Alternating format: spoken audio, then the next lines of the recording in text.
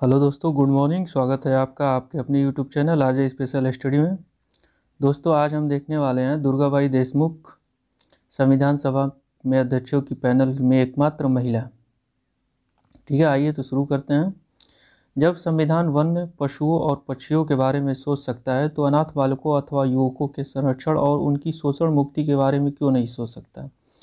यह शब्द है संविधान सभा में शामिल दुर्गाबाई देशमुख के अनाथ बच्चों, शिक्षा का प्रसार और महिला अधिकार समेत तमाम मुद्दों पर संविधान सभा में अपनी बात जोरदार तरीके से रखने वाली दुर्गाबाई देशमुख ने संविधान निर्माण में बहुत महत्वपूर्ण भूमिका निभाई थी। दुर्गाबाई देशमुख का जन्म 15 जुलाई 1909 को आंध्र प्रदेश में हुआ था। उनके पिता का नाम वीवीएन रामाराव और माता का नाम कृष्णावन्नम था। चूँकि उनके पिता एक सामाजिक कार्यकर्ता थे, ऐसे में उन पर अपने पिता की निस्वार्थ सामाजिक सेवा की भावना का गहरा प्रभाव पड़ा। मात्र 8 साल की उम्र में उनकी शादी एक जमींदार से कर दी गई थी, लेकिन यह दुर्गाबाई का साहस ही था कि गृहस्थी जीवन शुरू करने से पहले ही 15 साल की उम्र में उन्होंने इस बंधन से निकलने का फैसला कर लिया। खुद को बाल विवाह से आज़ाद कर दुर्गाबाई ने अपने आने वाले जीवन की नींव रखी थी। महात्मा गांधी से प्रभावित दुर्गाबाई ने जल्द ही खुद को पूरी तरह से स्वतंत्रता संग्राम में झोंक दिया। स्वदेशी आंदोलन से प्रभावित होकर उनके पूरे परिवार ने हर तरह की विदेशी वस्तुओं का त्याग कर स्वदेशी को अपना लिया था। जब असहयोग आंदोलन अपने चरम पर था तो उस वक्त दुर्गाबाई ने अपना स्कूल छोड़ने का फैसला ले लिया, क्योंकि यहाँ बच्चों पर अंग्रेजी भाषा थोपी जा रही थी। जब देश में नमक सत्याग्रह चल रहा था तो उस वक्त स्वतंत्रता सेनानी टी प्रकाशम के गिरफ्तार होने के बाद उन्होंने मद्रास में नमक सत्याग्रह की बागडोर संभाल ली। अंग्रेजी सरकार द्वारा उन्हें भी गिरफ्तार कर लिया गया और 3 साल की सज़ा हो गई। जेल के दौरान उन्होंने महिलाओं के खिलाफ हो रहे अपराधों और अत्याचारों के बारे में पता चला। इसलिए अपनी सज़ा काटने के बाद उन्होंने अपना ध्यान राजनीति से हटाकर अपनी पढ़ाई पर लगाया, ताकि वे महिलाओं के अधिकारों के लिए लड़ सके। उन्होंने कानून की पढ़ाई की और साल 1942 में जब भारत छोड़ो आंदोलन पूरे जोर पर था, उन्हें मद्रास वकील संघ में नियुक्ति मिल गई।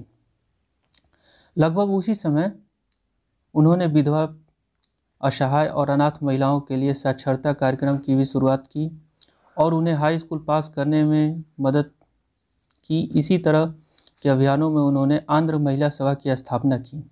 देखिए, यहाँ से आपके परीक्षा प्रश्न पत्र में प्रश्न बनता है कि आंध्र महिला सभा की स्थापना किसके द्वारा की गई थी, तो किसके द्वारा? दुर्गाबाई देशमुख के द्वारा। ठीक है,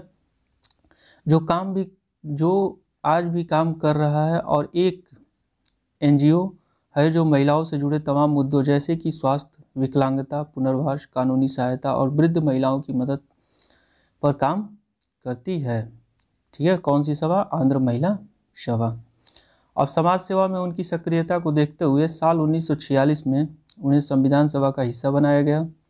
संचालन समिति की सदस्यता होने के नाते संविधान सभा की बहसों में उन्होंने मुखर रूप से हिंदू कोड बिल के तहत महिलाओं के लिए संपत्ति के अधिकार की पैरवी की। इसके अलावा उन्होंने न्यायपालिका की स्वतंत्रता, हिंदू या उर्दू भाषा का मिश्रण, भाषा का राष्ट्रभाषा के तौर पर चयन और राज्य परिषद की सीट के लिए उम्र सीमा 35 साल से कम करके 30 साल करने का भी समर्थन किया। राज्यपाल पद के बारे में उनका कहना था कि राज्यपाल की नियुक्ति राजनीतिक दृष्टिकोण से न होकर के निष्पक्ष हो और राज्यपाल केंद्र व राज्य शासन दोनों में संपर्क रखे। साथ ही राज्यपाल की नियुक्ति सर्वोच्च न्यायालय करे। आज़ादी के बाद साल 1950 में उन्हें आयोजन आयोग में शामिल किया गया। 44 साल की उम्र में उन्होंने अपने दूसरे पति चिंतामन देशमुख शादी की, जो भारतीय रिजर्व बैंक के पहले भारतीय गवर्नर और आगे चल करके देश के तीसरे वित्त मंत्री बने। अब परीक्षा प्रश्न पत्र में आपसे प्रश्न करता है कि भारतीय रिजर्व बैंक के पहले भारतीय गवर्नर कौन थे, तो कौन थे? चिंतामन देशमुख। ठीक है, तो Durgabai central social welfare board की पहली अध्यक्ष भी थी। इसी पद पर रहते हुए उन्होंने स्वयं सहायता समूहों की अवधारणा को काफ़ी बढ़ावा दिया। उन्होंने भारत में पारिवारिक न्यायालयों की स्थापना का समर्थन किया।